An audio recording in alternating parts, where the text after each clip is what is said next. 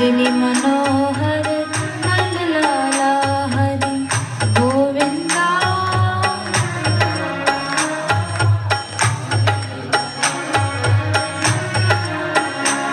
मेरे गोविंदा मेरे गोपाला, मेरे गोविंदा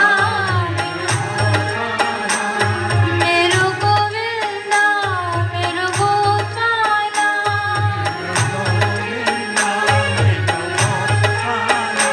मेरू मुरली मनोहर नंदलाला,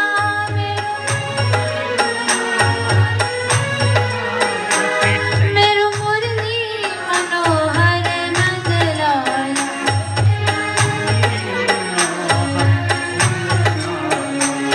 मेरू मुरली मनोहर नंदलाला।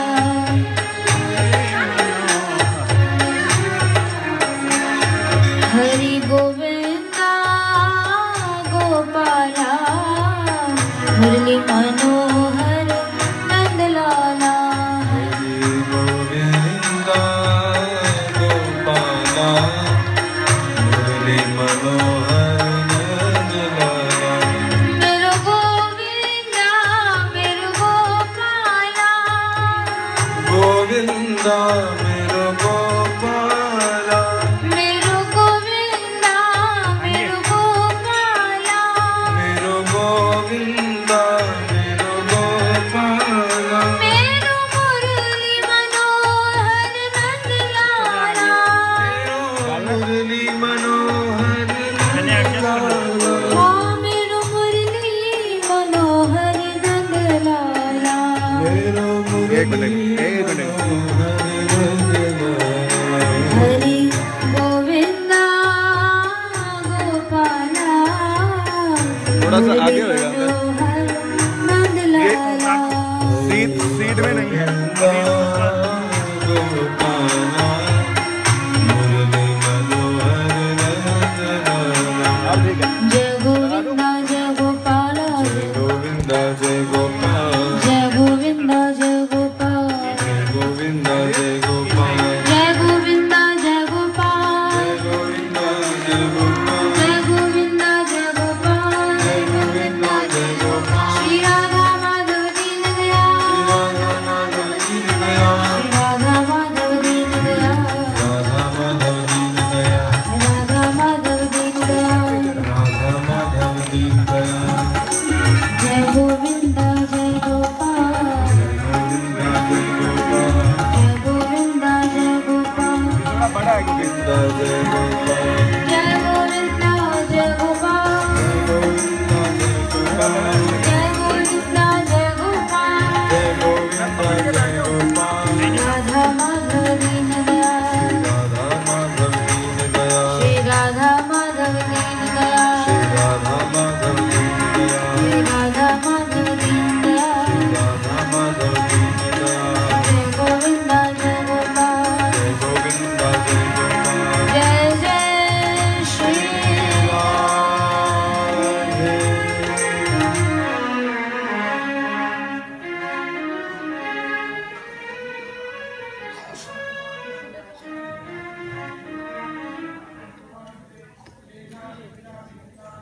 श्री राधा माधव युगल सरकार की परम कृपा करुणा से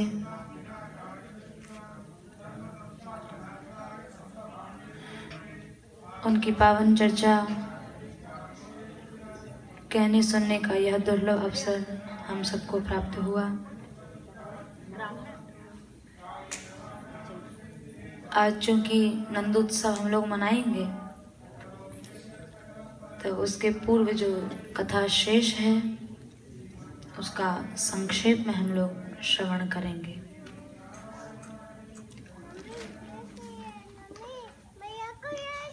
परीक्षित जी महाराज ने आगे बड़ी सुंदर जिज्ञासा शुकदेव जी से की है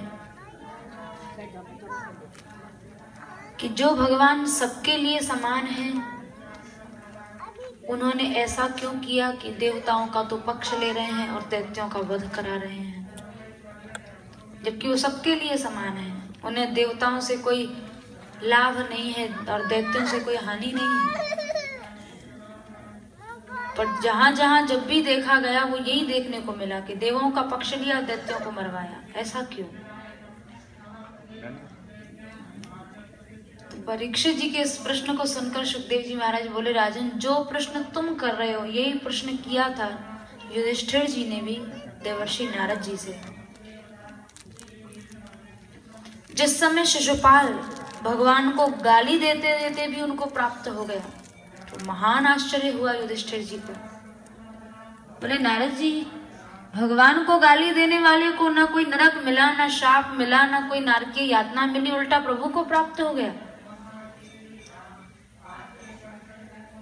नारद जी ने समझाया, राजन, ये दोनों तो वैसे भी शिशुपाल दंतवक्र कोई असुर नहीं, ये तो पूर्व जन्म के पार्षद हैं भगवान के, जय और विजय। पार्षद थे, लेकिन सनकादिक मुनि को एक बार इन्होंने भगवत दर्शन करने से रोक दिया, तो मुनि ने इनको शाप दे दिया असुर बनने का। पर प्रभु के पार्षद हैं, भगवान ने स्वयं कहा तुम चिंता ना करो।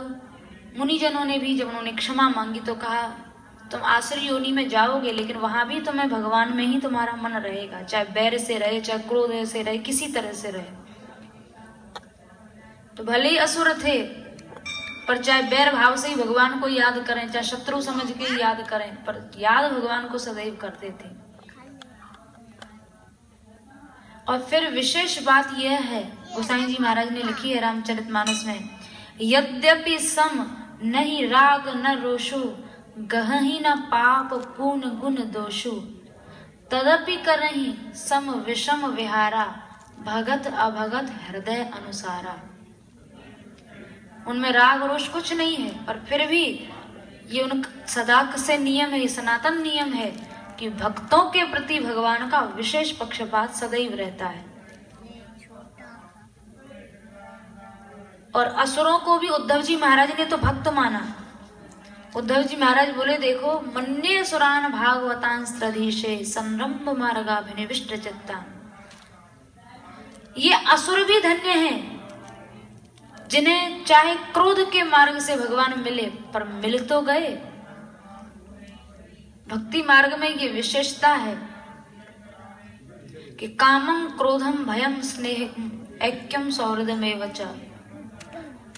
रास पंचाध्यायी में भी आया है और यहाँ सप्तम स्कंद में भी ये चर्चा हुई है। किसी भी भाव से भगवान में मन लगाया जाए, चाहे काम से, क्रोध से, यदि मन की गति प्रभु में है तो वो किसी भी मार्ग से, किसी भी भाव से हो, उसका कल्याण ही होता है। जैसे गोप्यः कामात्, गोपियों ने काम से भगवान में मन लगाया। गोपियां श्री कृष्ण को भगवान नहीं मानती थी, जार भाव से प्रेम करती, कोई अपना कांत मान रही है, कोई यार लगवार मान रही है, और गोपियों को भी भगवत प्राप्ति हो गई। भयात कंसो, कंस भय से कृष्ण चिंतन करता था, डर के मारे कि आकाशवाणी हुई है, वो काल कहाँ है, कैसे मारूं, तो भय से उसको सदैव कृष्ण चिंतन होता। तो मरने के बाद भगवत प्राप्ति उसे भी हो गई। द्वेषात् चैद्यादयो नृपाः, बैर से शिशुपाल आदि ने भगवान को याद किया।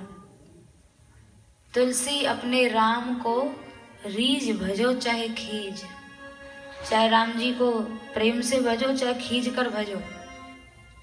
अमृत को चाहे कोई प्यार से पिए चाहे गुस्सा करके पिए, अमृत तो अमर करेगा। और जहर को कोई कितना ही प्यार से खाए, जहर मारेगा ही। तो भगवान में चाहे रीझ के बुद्धि मन लगे या खींच के बुद्धि लगे, भगवान में मन लगने का मतलब ही यह है कि आत्यंतिक क्षेम, आत्यंतिक कल्याण।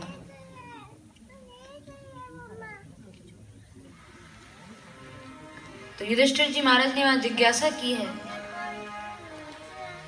कि ये दोनों जो पार्षद हैं भगवान के, जय और विजय, 3 जन्म इनके आप जो बता रहे हैं, उसमें पहला जन्म है हिरण्याक्ष हिरण्यकश्यपु के रूप में। सुना है कि हिरण्यकश्यपु ने अपने पुत्र प्रहलाद से द्वेष किया। ऐसा क्यों? अरे हर पिता अपने बालक का कल्याण चाहता है, हिरण्यकश्यपु ने क्यों बैर किया अपने बेटे से?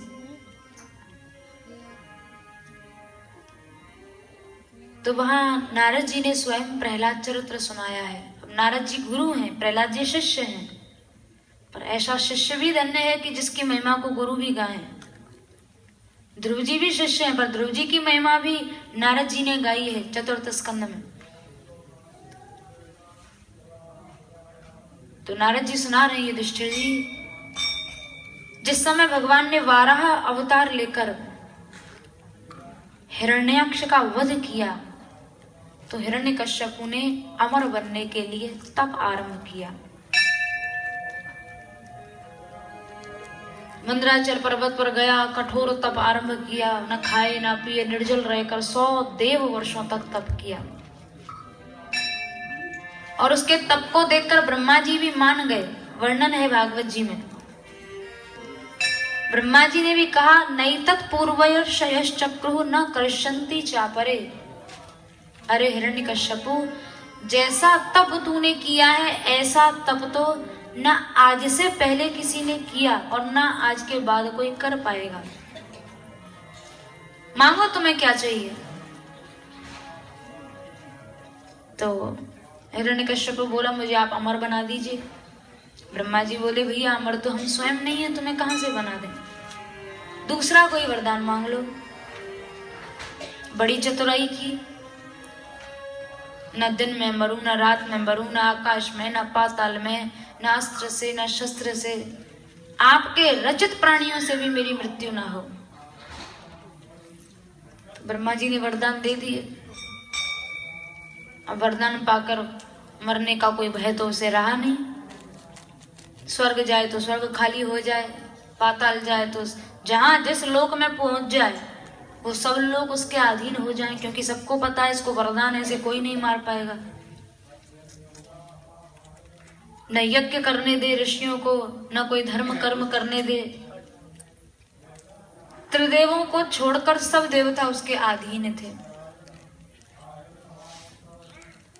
नारद जी कह रहे हैं, एक दिन तो हम सबने स्वयं भगवान से प्रार्थना की, प्रभु और कब तक ये दुर्दिन देखने पड़ेंगे, कब इसके संहार का समय आएगा। भगवान बोले, चिंता ना करो, बहुत जल्दी इसके विनाश का समय आएगा। तो प्रभु वो विनाश किस अपराध से होगा? बोले, जब ये भक्त अपराध करेगा तो उसी समय आशु विनश्यति, बहुत जल्दी नष्ट हो जाएगा। लेकिन प्रभु इसने कोई अपराध छोड़ा भी नहीं है। देवा अपराध कर रहा है, वेदों का अपराध कर रहा है, साधु ब्राह्मणों का अपराध कर रहा है, गायों का अपराध कर रहा है, कौन सा अपराध बचा है? बोले, अभी एक ऐसे वैष्णव का, परम वैष्णव का अपराध बचा है जिसका अपराध इसे तत्क्षण नष्ट कर डालेगा। तो उन भक्त का जन्म कहाँ होगा? बोले, स्वस होता है, वो इसके बेटे के ही रूप में आएंगे, इसके घर में ही उन परम भक्त का जन्म होगा। अब सब देवता प्रहलाद जी के जन्म की प्रतीक्षा में बैठ गए। हिरण्यकश्यपु के 4 पुत्र, संहलाद, अनुहलाद, हलाद और सबसे छोटे हैं प्रहलाद जी महाराज। और प्रहलाद जी के जो दिव्य दैवी गुण हैं, इनको नारद जी ने स्वयं गाया है। गुणै अलम असंख्यै महात्म्यम तस्य सूच्यते। बोले नारद जी, एकाध गुण हो तो गिनाए, असंख्य अगणित गुण है प्रहलाद के। ब्रह्मण्य, शील संपन्न, सत्य संधो, जितेंद्रिय, जितेंद्रिय है, जितात्मा है, शांत समचित्त है, शील गुण संपन्न है, बड़े दीन है, बहुत दैन्य है, बहुत गुण गिनाए नारद जी ने। आखिर में एक गुण बोले, वासुदेवे भगवती यस्य नैसर्गिकी रति है। प्रहलाद जी के अंदर सबसे बड़ा प्रधान गुण यह था कि वासुदेव भगवान के चरणों में उनकी नैसर्गिकी माने स्वाभाविक रति थी, जन्म से ही प्रेम था।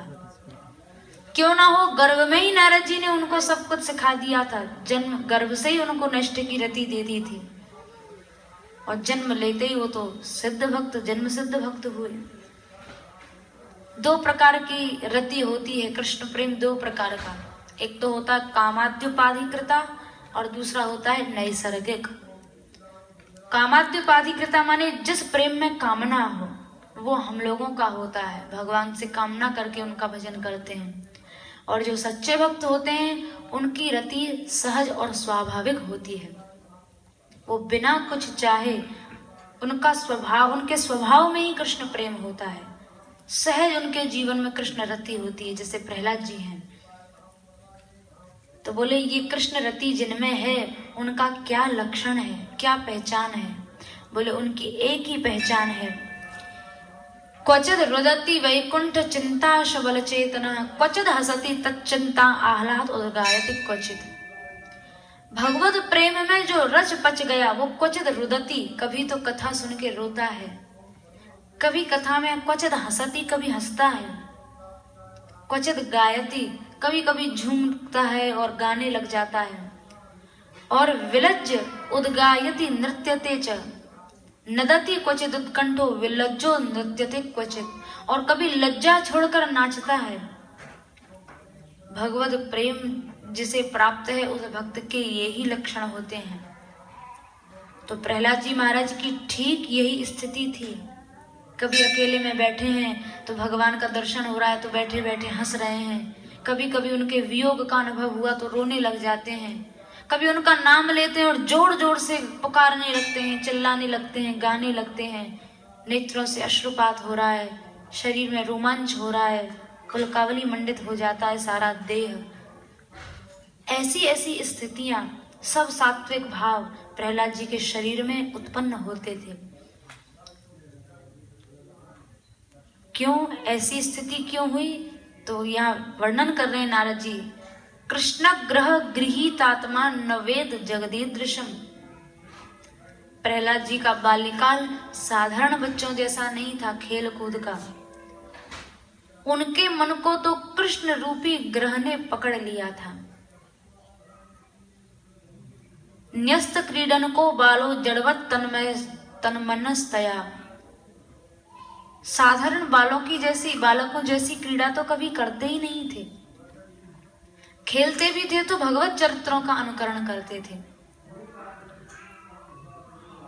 और कृष्ण ग्रह गृहीतात्मा, कृष्ण रूपी ग्रह ने उनके चित्त का ग्रहण कर लिया था। और जब कृष्ण रूपी ग्रह लग जाए तो स्थिति बहुत विचित्र हो जाती है, उन्माद जैसी, पागलों जैसी। संसार के लिए वो एक पागल और मूर्ख हो जाता है। सब भक्तों की यह स्थिति हुई। जिन जिन के चित्त पर भगवान ने अपना अधिकार किया या जिन जिन के चित्त और मन को भगवान ने ग्रहण किया, उन सबकी स्थिति ऐसी हो गई।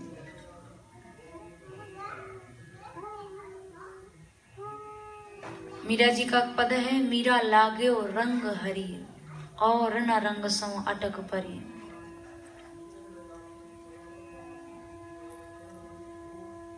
बहुत सुंदर पद है। तो ये रंग, ये ग्रह केवल अधिकारियों पर ही लगता है।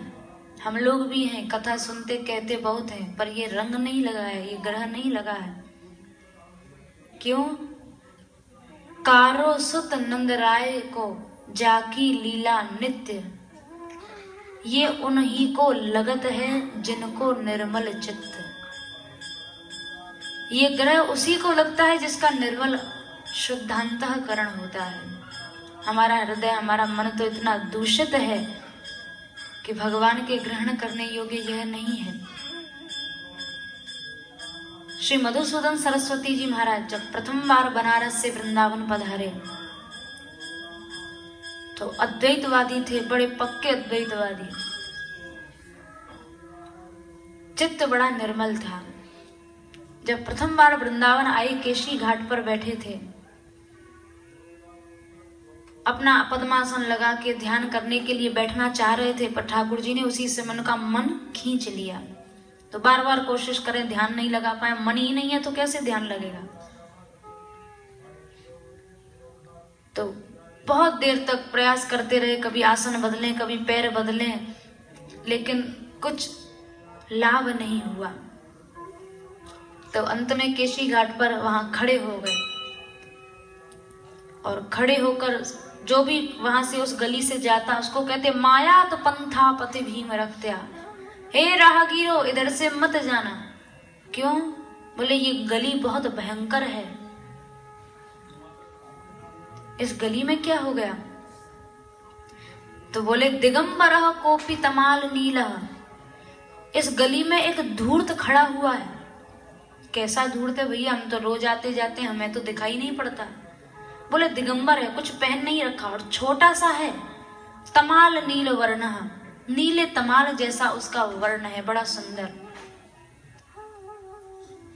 और विन्यस्त हस्तोपि नितंब बिंबे धूतः समाकर्षति चित्त वृत्तिम, दोनों कमर पे, अपने कमर के ऊपर दोनों हाथ रख के खड़ा हुआ है। तो करता क्या है? किसकी चोरी करता है? बोले इतना धूर्त है, जिसका निर्मल चित्त दिखता है उसी की चोरी कर लेता है। तो भैया हम भी वृंदावन बहुत समय से आ जा रहे हैं, हम भी वहां रह रहे हैं, हमारे चित्त की चोरी तो नहीं की। बोले हम उनको कह रहे हैं जिनका निर्मल चित्त है, वो ध्यान रखें। निर्मल चित्त वालों को छोड़ता नहीं है, तुरंत जहां चित्त निर्मल देखा उसको खींच लेता है।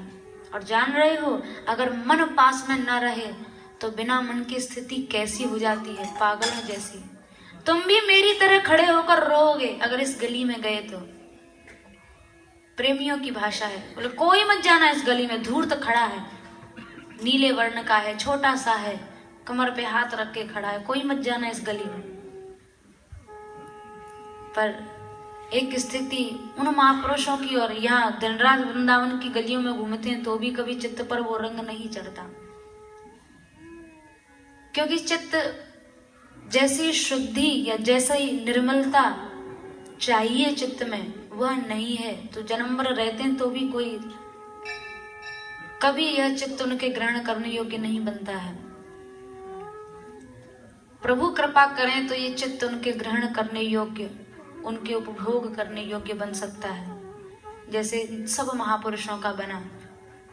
अद्वैतवादी थे मधुसूदन सरस्वती जी महाराज, और उसके बाद ऐसे भक्ति में रच पच गए कि उनका एक श्लोक है, कृष्णात् परम किमपि तत्त्वमहं न जाने।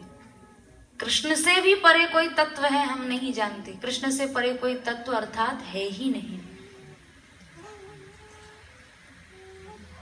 तो प्रभु दया करें, कृपा करें, ऐसा मन, ऐसा चित्त हम सभी का बन जाए। हम पे दया दिखाओ वंशी बजाने वाले,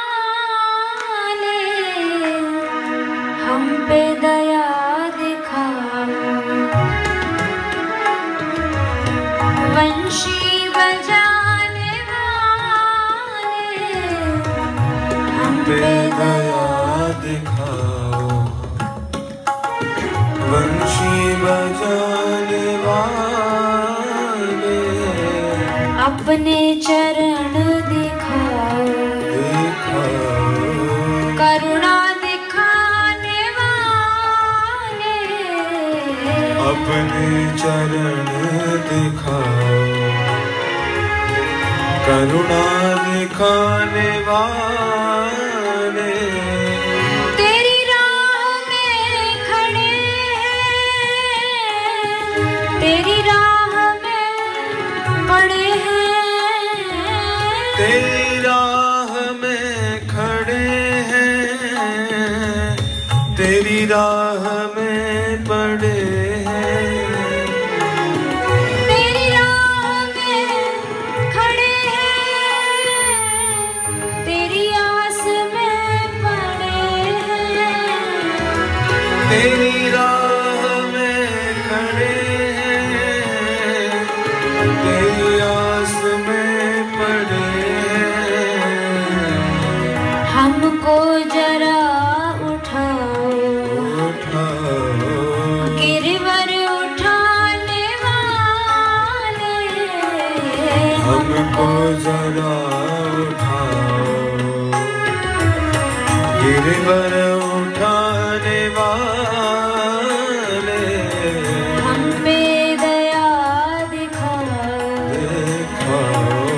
वंशी बजाने वाले, हम पे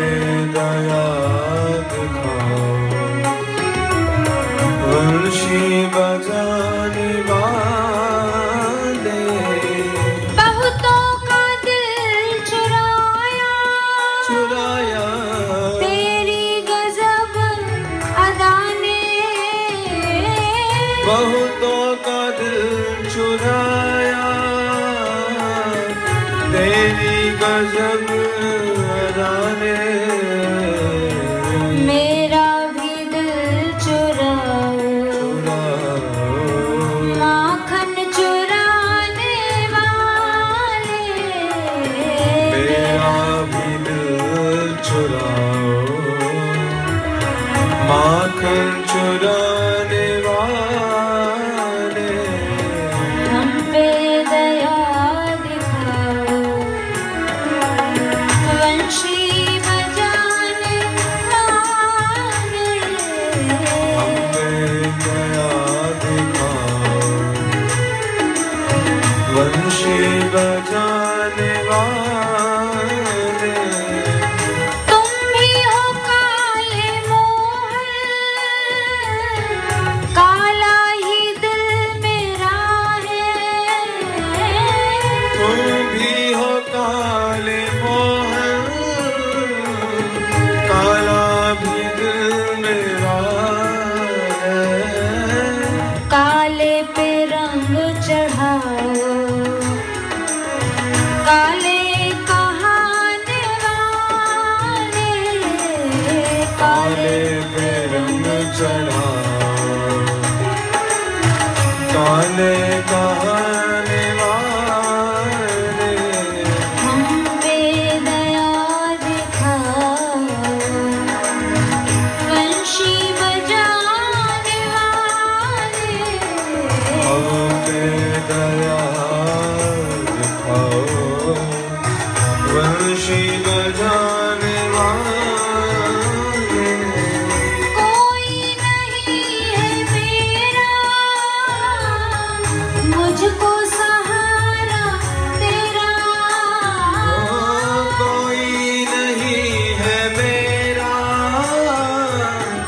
मुझको सहारा तेरा, प्यारे मुझको सहारा तेरा, मुझको सहारा तेरा, बिगड़ी मेरी बनाओ, बिगड़ी बनाने जय हो। वाले, बिगड़ी मेरी बनाओ, बिगड़ी बनाने वाले, हम पे दया दिखाओ, वंशी बजाने वाले, हमें दया दिखाओ, बंशी बजाने वाले, पांचाली नग्न होती, गोविंद नाम तेरा, पांचाली नग्न होती,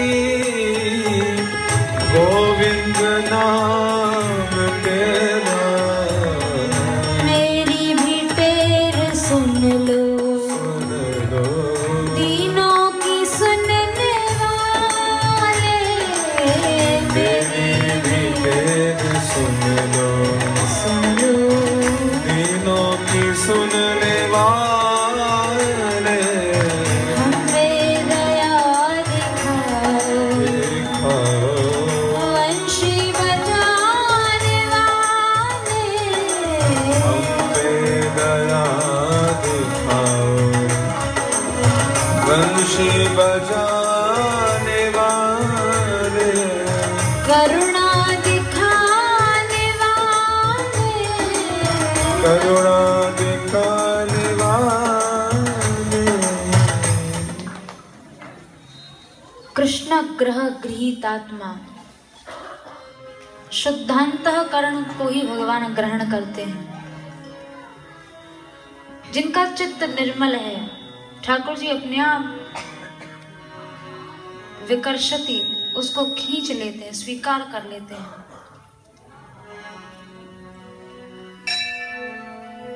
प्रहलाद जी की यह दशा थी, ये स्थिति थी। हिरण्यकश्यपु ने एकदम गोद में लेकर पूछा, बेटा संसार में तुम्हें सबसे प्रिय वस्तु कौन सी लगती है? तो बोले पिताजी एक ही वस्तु सबसे प्रिय लगती है, मैं मेरा माया मोह छोड़ छाड़ के और ठाकुर जी का बस दिन रात भजन किया जाए। हिरण्यकश्यप हंसा, देखो कितना मूर्ख बालक है, छोटा सा है, ये जानता नहीं कि हिरण्याक्ष को, इसके चाचा को उसी ने मारा है जिसका भजन करना इसे अच्छा लगता है।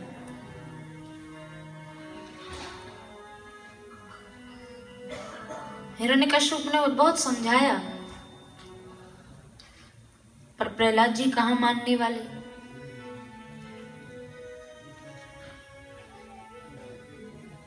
बालक की बुद्धि है, अभी बिगड़ गई है, कोई बात नहीं, धीरे धीरे समझ जाएगा। गुरुकुल भेज दिया शंडामर्क के पास, जो दैत्य बालकों के गुरु हैं। वहां रहे,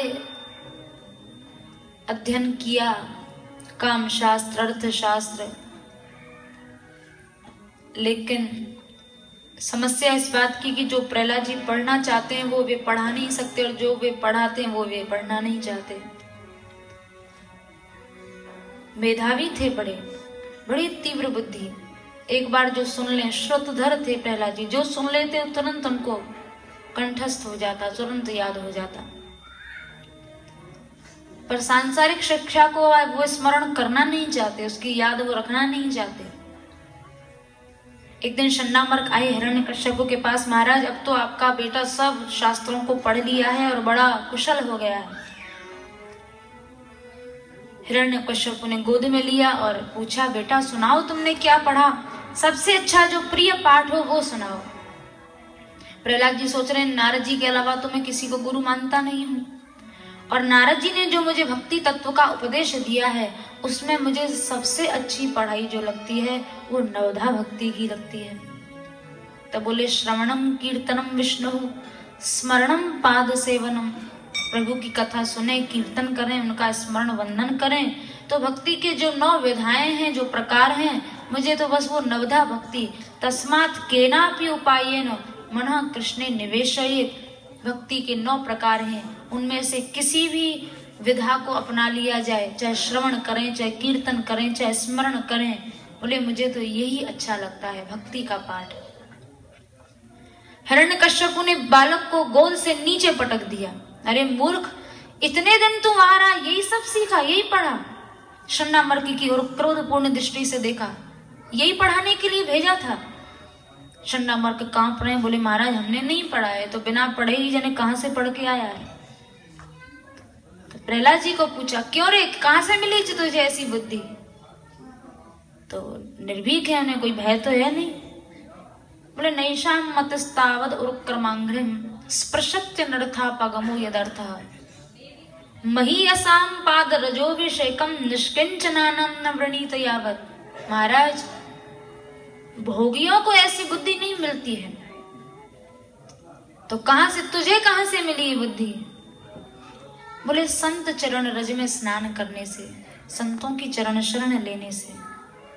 अच्छा, तो तू मुझे ही संत शरणागति सिखाएगा? आदेश दिया दैत्यों को, ले जाओ इसे, समाप्त कर डालो, बहुत उद्दंडी हो गया है। तो जितने दैत्य थे उनको जैसे ही आज्ञा मिली, अब बड़े बड़े प्रहार करें शस्त्रों के मारने के, पर सब निष्फल। क्योंकि नारद जी पहले ही प्रहलाद जी के गुणों में वर्णन कराए हैं, आत्मवत् सर्वभूतानां। प्रहलाद जी सर्वत्र भगवत दर्शन करते हैं, उन्हें मारने वाले भी भगवान दिख रहे हैं, शस्त्र भी भगवत रूप दिख रहे हैं। अब कौन मारेगा प्रहलाद जी को? मर्म स्थलों पर बड़े बड़े प्रहार किए, पर सब के सब प्रहार निष्फल। हिरण्यकश्यप बड़ा चिंतित हुआ, छोटा सा 5 साल का बालक है और कोई अस्त्र शस्त्र से मार नहीं पा रहा है। शंडामर्क ने कहा, महाराज आपने सारी त्रिलोकी जीत ली, एक बालक के लिए क्यों इतने चिंतित हो रहे हैं? आप चिंता ना करें, एक बार और मौका दें हम। फिर से प्रहलाद जी को ले गए, और वहां वही पढ़ाई फिर शुरू हो गई। एक दिन अन्य बालक जो थे, प्रहलाद जी का जो शील स्वभाव था उसके कारण सब सहपाठी उनका बड़ा आदर करते थे। तो एक दिन गुरुजी आए नहीं विद्यालय में, बालकों की छुट्टी हो गई, तो सब बोले चलो प्रहलाद के साथ खेलेंगे आज। प्रहलाद जी के निकट गए, प्रहलाद जी ने उन सबको अपने समीप बिठा लिया। बोले भैया एक बात सुनो, खेलेंगे कूदेंगे बाद में। दुर्लभम मानुषम जन्म तदप्यत ध्रुव मर्धदम। ये मानव जीवन बहुत दुर्लभ है, ये खेल कूद के इसको व्यर्थ मत करो। किसी साधन से जीवन नहीं मिलता, भगवान की कृपा से ये जीवन मिलता है, मनुष्य शरीर मिलता है। और मिलने के बाद भी ये ना सोचें कि भक्ति तब कर लेंगे और जब कर लेंगे। इतना क्षणिक है, अध्रुव है, कब इसका अंत हो जाए, समाप्त हो जाए, कोई भरोसा नहीं है। इसलिए भर्तृहरि जी महाराज ने लिखा है, यावत् स्वस्थ मिदम कलेवर ग्रहम यावत् च दूरे जरा। जब तक शरीर अभी स्वस्थ है, इंद्रियां भी ठीक से काम कर रही हैं, इंद्रियों की शक्ति भी शिथिल नहीं हुई है, उसके पहले ही मनुष्य को अपने कल्याण का कार्य कर लेना चाहिए। नहीं तो वे लोग मूर्ख होते हैं जो आग लगने पर अपने घर में कुआं खो देते हैं। अरे आग लगने के पहले ही क्यों नहीं उसकी तैयारी कर ली जाए। हम सोचते हैं तब भजन कर लेंगे, तब भजन कर लेंगे, तब हो आएंगे ब्रज, तब चले जाएंगे, तब जब में ही जीवन निकल जाता है। किसी को मृत्यु का निश्चित समय नहीं पता, मृत्यु की निश्चित स्थिति भी नहीं पता कि किस स्थिति में मरेंगे। इसलिए समय है, अजहू चेत भजन कर हरि को। उत्तम तो यह है कि सत्संग से जब सुधि संभल जाए तब से ही संभल जाना चाहिए। प्रहलाद जी उनको सिखा रहे हैं, देखो जीवन बहुत क्षणिक है। 9 द्वारे को पिंजरा तामे पंछी पौन, और रहवे को अचरज है गए अचरज कौन। कोई ऐसा पिंजरा हो जिसमें 9 दरवाजे हों और 9 के 9 द्वार खुले हों, तो उसमें पक्षी के रहने का आश्चर्य है, उड़ जाना आश्चर्य नहीं है। क्योंकि 9 द्वार किसी पिंजरे में हो और सब खुले हों तो पक्षी उसमें बैठा है ये आश्चर्य है, वो कब उड़ जाएगा ये आश्चर्य नहीं है। वैसे हमारा तुम्हारा इस शरीर में 9 द्वार है, 9 द्वार का ये पिंजरा है।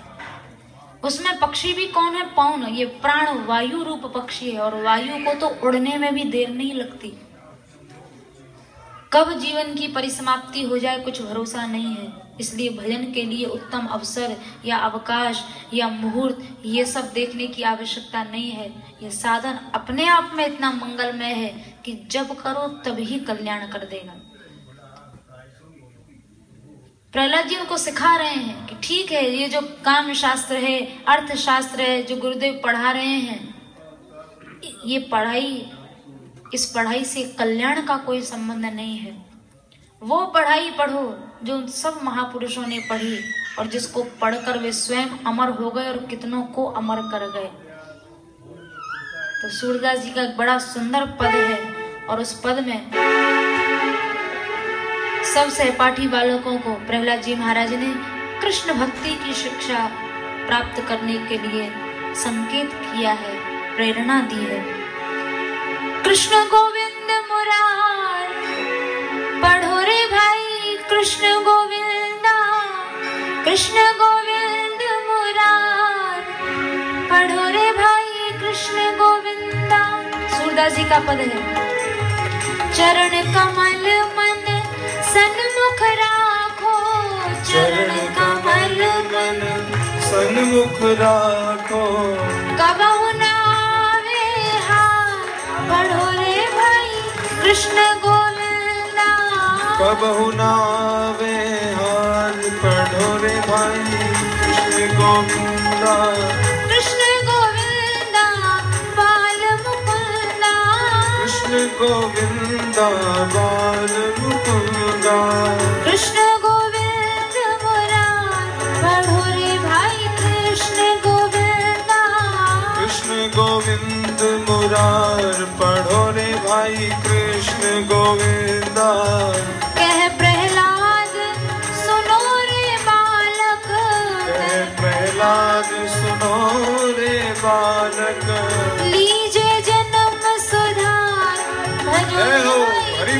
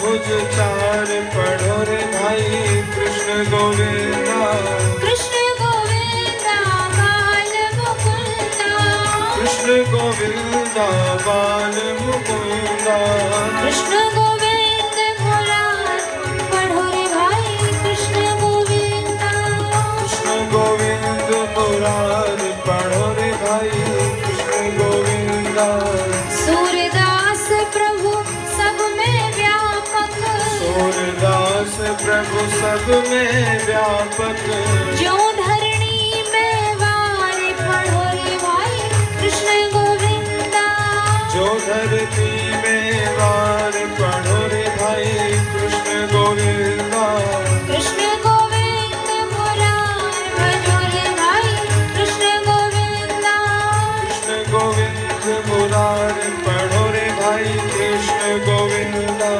राधे कृष्ण कृष्ण कृष्ण राधे राधे राधे कृष्ण कृष्ण राधे राधे राधे श्याम श्याम श्याम राधे राधे राधे श्याम श्याम राधे राधे कृष्ण गोविंदा बाल मुकुंदा कृष्ण गोविंदा बाल मुकुंदा कृष्ण गोविंदा बाल मुकुंदा कृष्ण गोविंदा बाल मुकुंदा कृष्ण गोविंद मुरार भजो रे भाई कृष्ण गोविंदा कृष्ण गोविंद मुरार पढ़ो रे भाई कृष्ण भजो रे भाई कृष्ण गोविंदा भजो रे भाई कृष्ण गोविंदा भजो रे भाई कृष्ण गोविंदा भजो रे भाई कृष्ण गोविंदा भजो रे भाई बाल मुकुंदा भजो रे भाई कृष्ण गोविंदा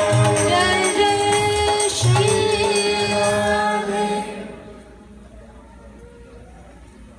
अपने सहपाठी गणों को, उन दैत्य बालकों को प्रहलाद जी ने भक्ति तत्व का उपदेश किया है। सबके सब प्रहलाद जी की शिक्षा का अनुपालन किए हैं। सबके सब प्रहलाद जी के साथ नाचने लगे, गाने लगे। इधर शन्नामर्क आए तो बड़ा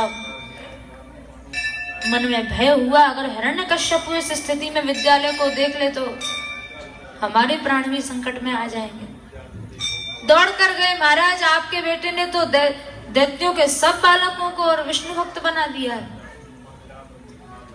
हिरण्यकश्यप उसी समय दौड़ता हुआ आया कि आज इसे नहीं छोड़ूंगा। आज तक तो सोचता था कि क्यों अपने हाथों अपने पुत्र को मारूं, पर आज मैं स्वयं इसका उपचार करूंगा। हिरण्यकश्यप वहां आया है, एकदम क्रोधांध था, क्रोध में लाल नेत्र थे। आते ही हिरण्यकश्यप ने, हे दुर्विनीत मंदात्मन कुल भेद कराधम, अरे दुर्विनीत उद्दंडी बालक, तुझे किसी का भय नहीं है? मेरे भय से तो सारी त्रिलोकी कांपती है, और एक तू ही एक ऐसा बालक है, बार बार कहने के बाद भी समझता नहीं है। इस बार देखता हूं तुझे कौन बचाएगा।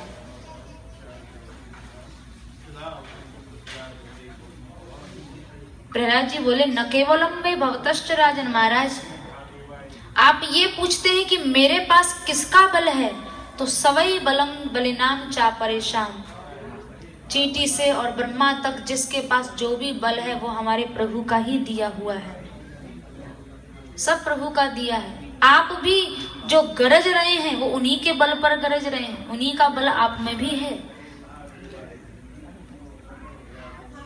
तो हिरण्यकश्यप को उल्टी सीधी बातें सुनकर और क्रोधांत हो जाता। आखिर में बोला, तुम मर्तु कामोसी मुमूर्षुनाम ही मंदात्मन नन्यु सर्व विप्लवाग्रह, सच ही कहा है, मरने वालों की जीव उनके वश में नहीं रहती। तू तब से अनर्गल प्रलाप कर रहा है, बकबक करे जा रहा है, अभी देखता हूँ कौन बचाएगा तुझे। बोल कहाँ है तेरा भगवान? बोले वो तो सर्वगत सर्वव्यापी हैं। तो क्रोध में अंधा तो था ही।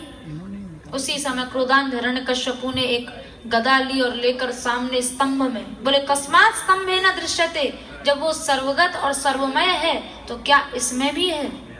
बोले सर्वव्यापी भगवान इसमें भी अवश्य है।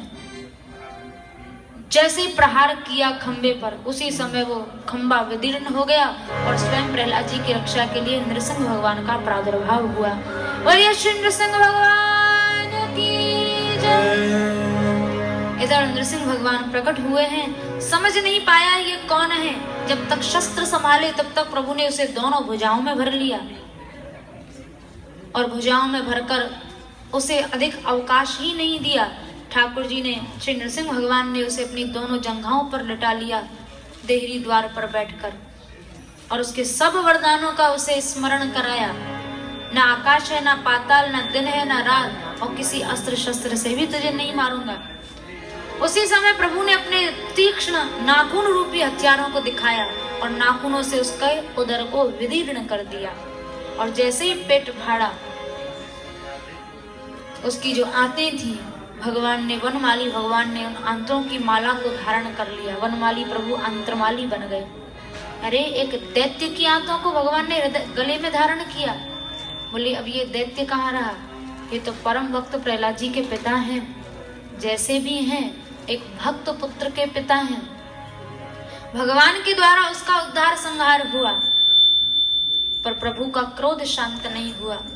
देवता घबरा गए, अब भी क्रोध नहीं दूर होगा तो प्रलय हो जाएगी। देवताओं ने प्रहलाद जी को भेजा और प्रहलाद जी निर्भीक होकर एकदम गए।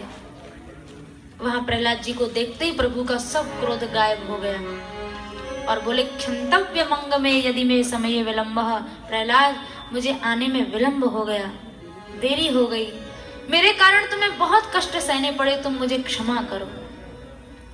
प्रहलाद जी बोले प्रभु आप ऐसा ना कहें, मैं तो कहता हूँ आपने अभी भी आने का कष्ट क्यों किया। अरे आपका नाम मेरी सदा से रक्षा कर रहा है, वो आज भी रक्षा करता, आपने क्यों कष्ट किया आने का। कितना अखंड विश्वास है प्रहलाद जी का भगवान नाम।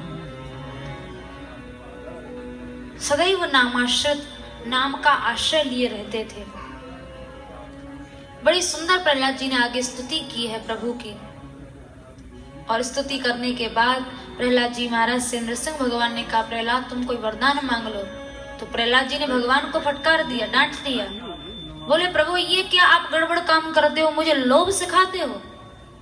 अरे आप मिल गए तो अब मुझे किसी वस्तु की आवश्यकता ही क्या है, आप मुझे वरदान के लोभ में न डालें। नहीं प्रहलाद, तुम अपनी प्रसन्नता के लिए नहीं मांग रहे हो, पर मेरी प्रसन्नता के लिए मांग लो। तो प्रहलाद जी बोले प्रभु अब आपकी आज्ञा है तो मैं उल्लंघन नहीं कर सकता।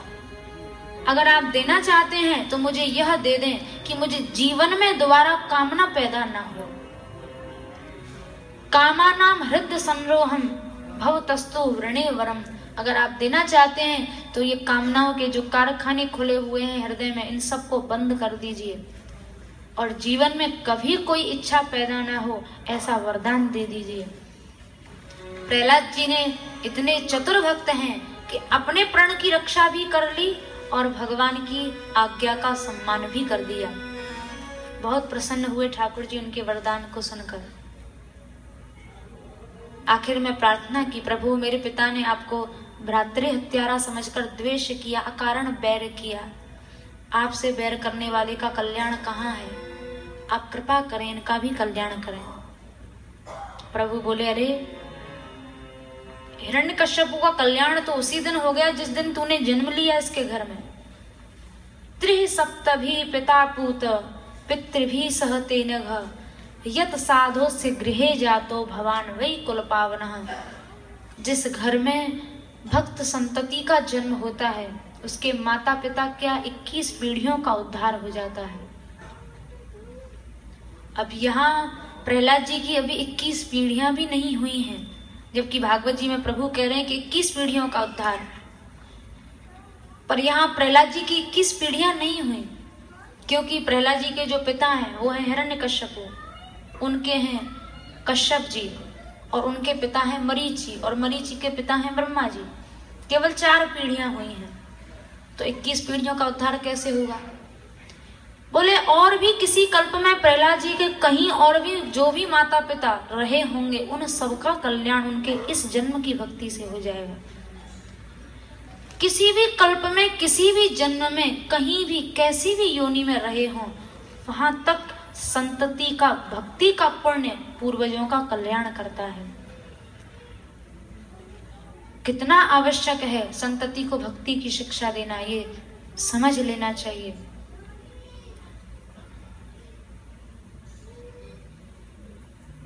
घनिए न वर्ण अवर्ण तासु को आप तरे तारे कुल दोई, जही कुल धर्म भागवत होई।